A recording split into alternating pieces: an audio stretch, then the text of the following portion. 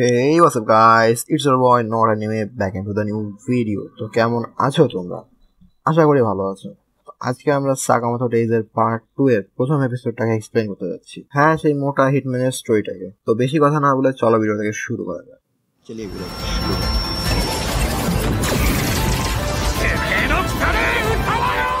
অ্যানিমের শুরুতেই আমরা শিনকে বলতে শুনি। শিন এখানে পার্ট 1 এর ছোট একটা রিক্যাপ দিচ্ছে। একজন মহান হিটম্যানের কাজ ছেড়ে নর্মাল লাইফস্টাইলে শান্তিতে থাকতে চায়, কিন্তু তারপরও যা তার উপরে বারবার আলাদা আলাদা হিটম্যান পাঠাতে থাকে সাকামোতোকে মারার জন্য। যারা জানেন না যা কি, তো যা হলো সেই প্রতিষ্ঠান যেখানে সাকামোতো আগে হিটম্যানের কাজ করত, এবং যায়ের একটি রুলস আছে যে যেই হিটম্যান যা লিভ করবে সেই হিটম্যানকে মেরে ফেলা হবে। Back to the topic. তো এরপর শিন আরও বলে স্লার নামের একজন সাকামোতোর উপরে 1 বিলিয়ন টাকার একটি পুরস্কার রেখেছে, যে যেইটি সাকামোতোকে মারতে পারবে তাকে এই টাকাটা দেওয়া হবে। এবং তার সাথে স্লার জাপানের কয়েকটি ভয়ঙ্কর আসামিদের বের করে আনছে এবং তাদের কন্ট্রাক্ট দিছে সাকামোতোকে মারার জন্য, এবং শিন তাদের আটকানোর কন্ট্যাক্ট নিছে। নাও গো টু দ্য অ্যানিমের শুরুতে আমরা একটি লোককে দৌড়াতে দেখে মনে হচ্ছে লোকটি কারোর থেকে ভয়ে পালাচ্ছে। এইবার আমরা সেই লোকটাকে দেখি। একটা মেয়ে হাঁটতে হাঁটতে পালিয়ে যাওয়া লোকটির কাছে যাচ্ছে। এমন সময় লোকটি একটি লাশের সাথে বেঁধে পড়ে যায়। এবার মেয়েটি লোকটির কাছে আসে। লোকটা বলে, প্লিজ আমাকে ছেড়ে দাও, আমি তোমাকে কি করেছি, আর তুমি কে? এবার মেয়েটি বলে, কি হলো, ভয় লাগছে? বলে মেয়েটি ছেলেটিকে জড়িয়ে ধরে বলে, সো কিউট। বলে মেয়েটির শরীর থেকে কিছু কাঁটা বের হয় এবং লোকটির শরীরকে ভেদ করে বের হয়ে যায়।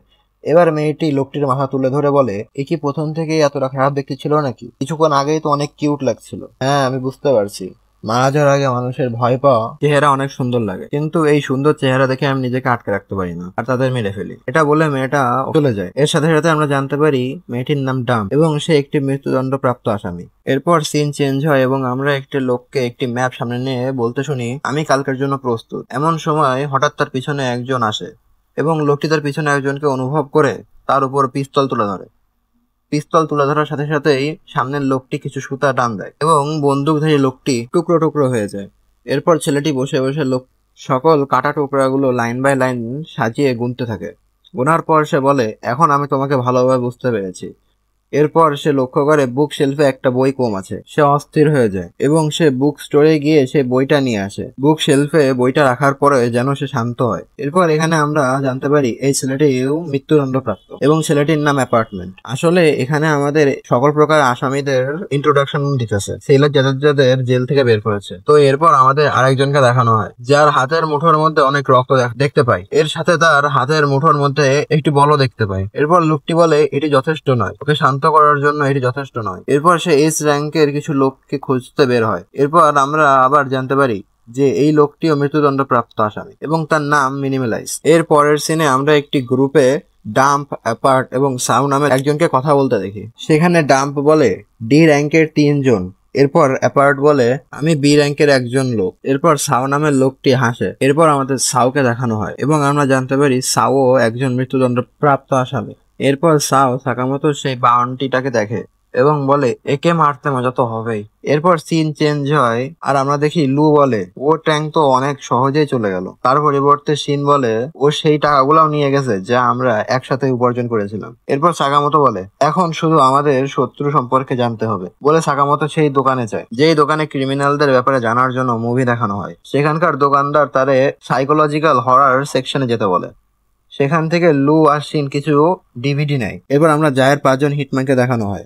শিশিবা বলে, তোমরা জানো বর্তমান কিছু বদমাইশ লোক কাবোর বাইরে চলে গেছে, ওরা তাদের মন মতো কাজ করছে। শিশিবার কথার রিপ্লাইয়ে নাগুমো বলে, এই বদমাইশগুলো অনেক ভয়ঙ্কর হয় না? নাগুমোর এই কথা শুনে নাগুমোর পিছনে লোকটি বলে, এতটা ভোলা সাজার কিছু নাই। ওসারাগি গাড়ি চালাতে চালাতে ভুল পথে চলে যায়। শিশিবা ওসারাগির ভুল ধরিয়ে দিয়ে বলে, ওসারাগি এটা ভুল রাস্তা। ওসারাগি বলে, তার মানে আমি ভুল পথে চলে এসেছি।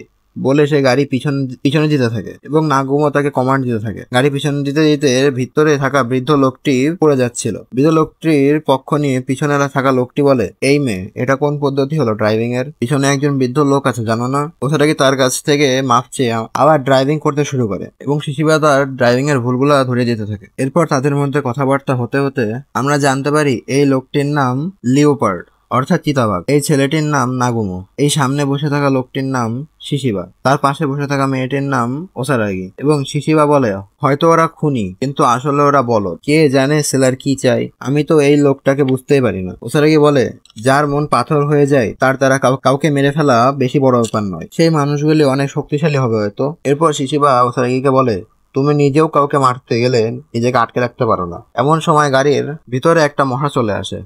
মশাটি ভিতরে থাকা বৃদ্ধ লোকটির সামনে দিয়ে যায়। হঠাৎ সবার মুখে 12টা বেজে যায়। বৃদ্ধ লোকটি মশাটিকে মারার জন্য তার তলবার বের করে। শিশিবা ওসারাগিকে নিচে হতে বলে, আর সকলে নিচে হয়ে যায়। তলবার বের করার সাথে সাথেই গাড়ির উপরে অর্ধেক অংশ কেটে পিছনে পড়ে যায়।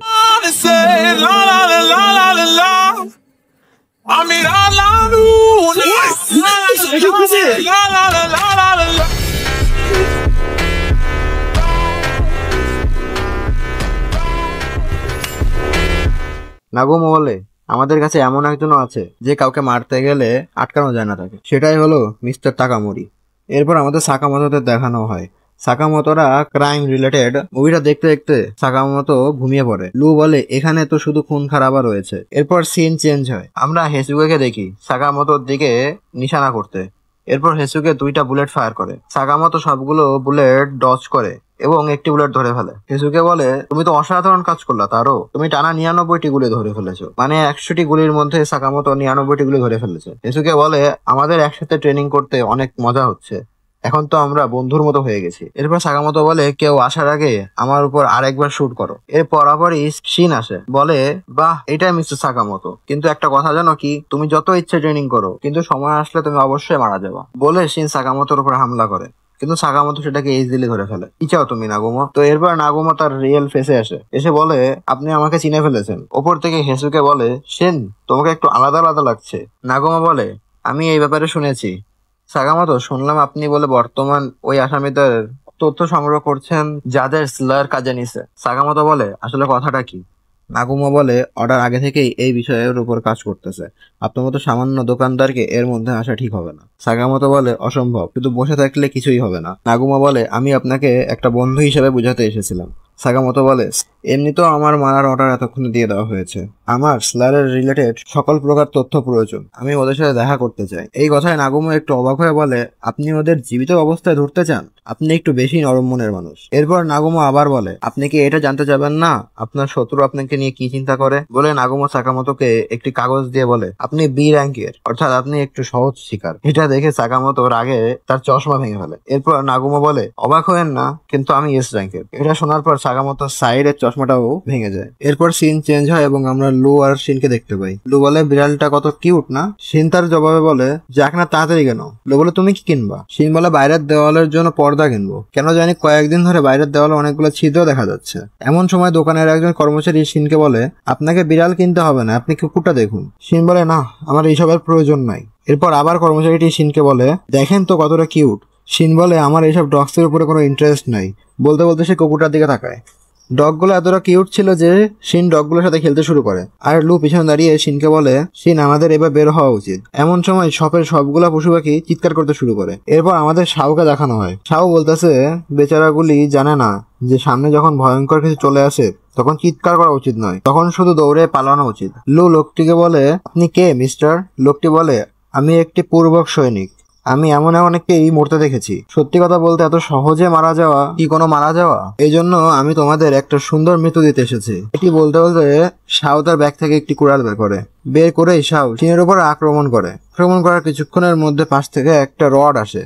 শাও রডটিকে সাইডে ফেলে দেয় এবং আমরা শিনকে দেখতে পাই। শিন বলে, এটাতে কোনো সন্দেহ নাই, এটা এই আসামিদের মধ্যেই একজন। শাও বলে, আমি তোমার বলেছিলাম তুমি 2 টুকরো হয়ে গেছো, কিন্তু তখনই তুমি এই রডটাকে দিয়ে নিজেকে বাঁচিয়ে ফেলেছো। শাও আরো বলে, তোমার মধ্যে কোনো একটা কথা তো আছে শিন। শিন বলে, তুমি আমার নাম কি করে জানো? লোকটি বলে, যেতেই মরবে তার নাম এখানে লেখা আছে। এরপর লোকটি শিন আর লু এর ব্যাপারে পড়তে থাকে। লু শাওটানের একমাত্র মেয়ে, লু র্যাঙ্ক সি এবং পূর্ব অ্যাসোসিয়েশনের শিন র্যাঙ্ক ডি। এখানে শিনও সাকামোতোর মতো অবাক হয়, কি আমার র্যাঙ্ক লুয়ের থেকে নিচে? এরকম অনেক কথা হওয়ার পরে শিন বলে ডি র্যাঙ্ক, হ্যাঁ বলে শিন শাওয়ের উপর হামলা করে। শিন তার মাইন্ড রেডের শক্তি ব্যবহার করে লোকটির সবগুলি চাল আগে থেকেই বুঝে ডজ করতে শুরু করে। ডজ করতে করতে শিন শাওয়ের মুখে গিয়ে একটা লাথি মারে এবং পিছনে এসে বলে তোমাকে এত মারবো যে তুমি র্যাঙ্ক চেঞ্জ করতে বাধ্য হবে। শাও বলে তুমি তো আমার মনটাই ভেঙে দিলে, এমন ভাবে কথা বলতেছো যেন আমি একজন সিরিয়াল কিলার। শাও বলে কোনো মুভির নোভেল যতটাই খারাপ হোক না কেন, ক্লাইম্যাক্স যদি ভয়ঙ্কর হয় তাহলে সেটাকে মাস্টারপিস বলা হয়। এরপর শিন তার মাইন্ড রিডের পাওয়ার দিয়ে এমন কিছু দেখে যে সে মনে মনে বলে এটি মানুষ নাকি শয়তান। এরপর শাও তার কুড়ালে একটি রোপ বেঁধে শিনের উপরে ছুড়ে মারে। শিন এবং লু সেটাকে ডজ করলেও শাও আবার তাদের পিছনে হামলা করার জন্য তাদের পিছ দৌড়াতে থাকে। এভাবে কয়েকবার ডজ করার পর শিন ফাইট ব্যাক করার জন্য কিছু খুঁজতে থাকে। এমন সময় শাও তার কুড়ালটি ছুড়ে মারে এবং কুড়ালটি উপরে একটি ঝুলন্ত বোর্ডের সাথে বেঁধে নিচে লু এর গায়ে লাগতে যাবে। এমন সময় শিন লুকে বাঁচাতে যায়। বাঁচাতে গিয়ে শিন একটু আঘাত পায় এবং নিচে পড়ে যায়। শাও বলে তুমি তো মনের কথা পড়তে পারো তাই না, তাহলে এইটা বলো আমার মনের মধ্যে এখন কি চলতেছে। যখনই আমি তোমার মতো বোরিং ছেলেদের সাথে ফাইটে আসি তখন আমার মনে আলাদা একটা চিন্তা আসে যে আমি তোমাদের মেরে ফেলি। এটি বলতে বলতে লু শাওয়ের পায়ে নেল গান দিয়ে 3টে নেল শুট করে। শাও বলে পাগল মেয়ে, এই গান দিয়ে পেরেক মারা হয়, মানুষ নয়, বলে সে লুয়ের দিকে যেতে থাকে। আর এইদিকে শিন ব্লু ফ্লেম গান দিয়ে আর বডি স্প্রে নিয়ে শাওয়ের উপর আগুন স্প্রে করে। লু আর শিন মনে করে এরপর লোকটি হয়তো মারা গেছে, কিন্তু তাদেরকে ভুল প্রমাণ করে শাও বলে ওঠে তোমরা তো 1 নম্বরের জোকার, আর তোমরা যত বেশি লাফালাফি করবা তোমাদের মৃত্যু অতটাই স্মৃতিজনক হবে। শিন এবং লু অবাক হয়ে বলে এর তো কোনো কিছু যায় আসেনি। এরপর শাও শিনদের উপর তার কুড়াল ছুড়ে মারে, কিন্তু কুড়ালটি গিয়ে গ্যাসের সিলিন্ডারে গিয়ে লাগে এবং ওখানে একটি বড় ব্লাস্ট হয়। এই ব্লাস্টের দরুন শিন এবং লু অনেক আহত হয়, কিন্তু শাওয়ের কিছু অতটা হয় না। শিন উঠে লু এর কাছে যায়, কিন্তু লু শিনকে বাঁচাতে গিয়ে একটু বেশি আঘাত পায়, যার কারণে লু অজ্ঞান হয়ে যায়। শিন মনে মনে নিজেকে দোষ দিয়ে যে এটাতে আমার দোষ, কারণ আমি দুর্বল, এই কারণে লু যেন মরে না যায়। এরপর সিন চেঞ্জ হয় এবং আমরা দেখি সাকামোতো বলতেছে ওরা অনেক দেরি করতেছে। হিসুকে আবার সাকামোতোকে বলে শিন আর লু আমি জানি ওদের কিছুই হবে না, আমি শিন আর হিটম্যান জীবনের সম্পর্কে তো জানি না, কিন্তু ছেলেটা মারাত্মক, তার পাশাপাশি ছেলেটি আপনার বন্ধু। সাকামোতো বলে হ্যাঁ ও বিশেষজ্ঞ তো, কিন্তু এমন সময় কখনোই আসেনি যে নিজের জীবন বাজি ধরা লাগছে, ওকে এখনো অনেক কিছু শেখার বাকি আছে। এরপর আবার সিন চেঞ্জ হয় এবং আমরা দেখি শিনকে শাওয়ের কাছ থেকে মার খেয়ে পিছনে গিয়ে পড়তে। শাও বলে আরে তুমি তো অনেক কাঁচা খেলোয়াড়, কি করবা তুমি এখন, কান্নাকাটি করবা নাকি তোমার প্যান্ট ভেজাবা? এসব বলে শাও শিনকে নিচা ফিল করাচ্ছিল। আরো বলে তোমার পর আমার টার্গেট সাকামোতোর পরিবার, সাকামোতোর ওপর আমার একটু বেশি চাহিদা আছে। আমরা দেখি শিন সাকামোতোর ফ্যামিলির সবার কথা ভাবছে আর শিন উঠে দাঁড়াচ্ছে। শিনকে উঠে দাঁড়াতে দেখে শাও শিনের দিকে এগোতে থাকে। হঠাৎ আমরা দেখি শিনের মধ্যে কিছু একটা পরিবর্তন হয়। শাও শিনের উপর কুড়াল মারে, কিন্তু শিন এমন স্পিডে সেখান থেকে যায় যে শাও তাকে দেখতেও পায় না। শাও মনে মনে বলে এই বেঁচে কেমনে গেল, আমার এরকম অদ্ভুত ফিল হচ্ছে কেন। শাও আবার শিনকে আঘাত করতে যায়, কিন্তু শিন সেটা হাত দিয়ে আটকে দেয়। শাও বলে এটা কি, আমি আমার ডান হাত নাড়ানোর আগেই এ আমার হাত ধরে ফেলেছে। এরপর শিন বলে আমি তোমার ভবিষ্যৎ দেখতে পারি, বলে শিন সাকামোতোর মতো শাওয়ের উপর মারতে শুরু করে। এই মার খেয়ে শাও নিচে পড়ে যায় এবং আমরা শিনকে দেখতে পাই। শিনকে দেখে মনে হচ্ছে শিনের মধ্যে এমন কোনো পাওয়ার চলে এসেছে যেটা সে আগে কোনোদিন ফিল করে নাই। এরপর শাও শিনের উপরে আবার আক্রমণ করে, কিন্তু শিন তার সুপার রিয়াকশন ইউজ করে শাওকে পিছনে সরিয়ে দেয়। এরপর শাও তার মনকে সান্ত্বনা দিয়ে শিনের উপর আক্রমণ করতে থাকে, আর শিন সেগুলোকে ডজ করতে করতে শাওকে এমন একটা ঘুষি মারে যে সে একেবারে অজ্ঞান হওয়ার অবস্থায় চলে আসে। এরপর শিন বলে শুধুমাত্র তোমার জন্য আমি সকল বাজে খেল থেকে বেঁচে ভিতরে যাওয়ার উপায় পেয়েছি, এবং যারা আমার আপন তুমি তাদের কিছুই করতে পারবে না। বলে শিন শাওয়ের দিকে লাফিয়ে একটি ঘুষি মারতে যায় এবং এর সাথে সাকামোতো রেইজের সিজন 1 এর পার্ট 2 এর ফার্স্ট এপিসোড শেষ হয়। এরপর কি হবে, শিন কি শাওকে মেরে ফেলবে? কারণ সাকামোতো সকল আসামিদের জীবন্ত ধরতে চায়, আর নাকি শাও আবার ফাইট কামব্যাক করবে। তো নেক্সট এপিসোড এক্সপ্লেনের জন্য আমাদের সাথে থাকার জন্য চ্যানেলটাকে সাবস্ক্রাইব করে রাখুন, আর ভিডিওটি ভালো লাগলে একটু লাইক দিয়ে যাবেন। আপনাদের প্রতিটি লাইক আমাদের এরকম ভিডিও বানাতে জন্য উৎসাহিত করে। তো দেখা হচ্ছে নতুন আরেকটি ভিডিওতে। আজিগাতো গোজাইমাস। ハルミ、お前が言った通り、俺は自由の奴隷だ。